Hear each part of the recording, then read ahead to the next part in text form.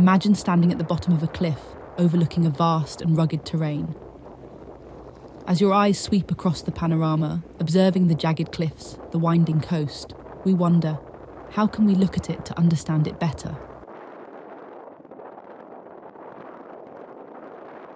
Framing acts as a lens through which we filter our perceptions. By enclosing the landscape within our contemplation, we turn our focus to certain scenarios that unfold within it, revealing the essence of the land and the people who inhabit it. We recognize within this frames that the landscape is not static, but ever evolving, something that can be traced through time, using light as a scanning device.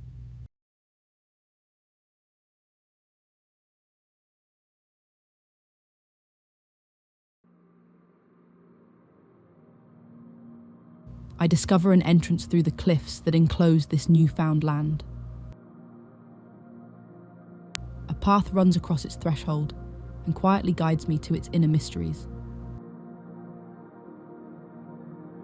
I stop. I look. It's starting to reveal itself. Following the path, the story expands further.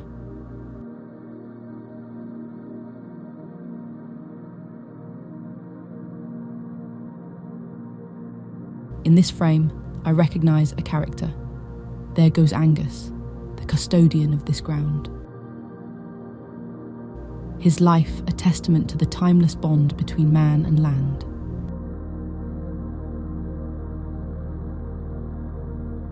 He goes around leaving traces of knowledge that helped him construct and manage this land. He conquered every corner met by the sun.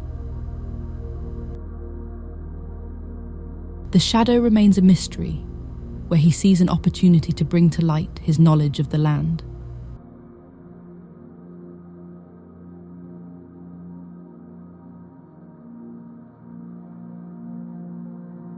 From dawn till dusk, he performs under the watchful gaze.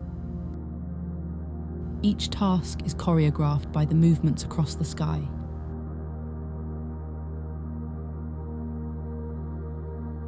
Seeking to frame the passage of light in a sequence that guides its steps through the routine of his everyday life.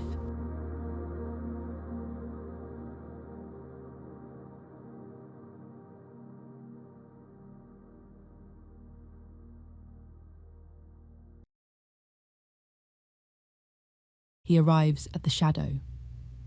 As he narrates his routine, the space is constructed.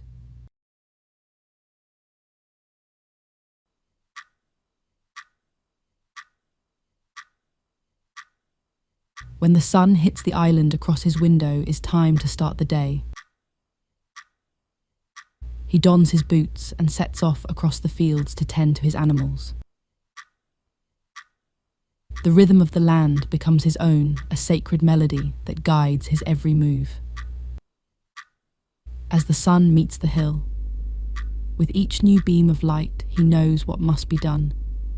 Mending fences, ploughing fields, tending crops. When the sun climbs higher in the sky, it casts a golden glow through the kitchen window. He pauses for a brief repast before returning to his work in the fields. When the sun becomes visible through the window in the west, he summons his faithful companions after a long day in the fields. With the setting sun, he retreats to his house, the day's labours behind him. By the fire's flickering light, he sips a cup of tea and drifts off to sleep, knowing that when morning comes, the sun will rise once more, casting its guiding light through each window of his home. And as long as the sun continues to rise and set upon his land, his routine will endure, a timeless testament to the lasting bond between man and land. This house, with its carefully mapped windows, is not just a home, but a testament to the wisdom of generations past for the future ones.